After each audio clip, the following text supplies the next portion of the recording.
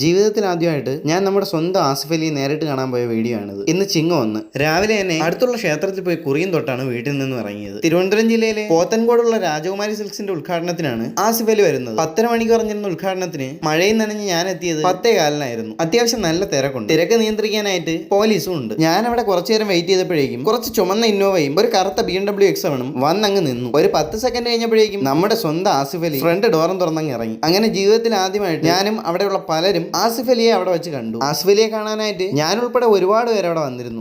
കുറച്ചു നേരം സ്റ്റേജിൽ കയറി നിന്ന് സംസാരിച്ചെങ്കിലും അത് കഴിഞ്ഞ് ഒരു അടിപൊളി ഡാൻസ് തുടങ്ങി. കണ്ടോ നിന്റെ കണ്ണിൽ ഒരു പ്രചണ്ഡനം, പ്രക്ഷോഭനം, ദൃഷ്ടാടനം, കേട്ടോ നിന്റെ കാതിൽ. നമ്മുടെ സ്വന്തം ആസിഫ് അലിക്ക് ചില ആരാധകരൊക്കെ ഒരുപാട് ഗിഫ്റ്റ് ഒക്കെ കൊണ്ടുവന്നെങ്കിലും സമയപരിമിതി കാരണം ചിലർക്കൊന്നും കൊടുക്കാനും പറ്റിയില്ല.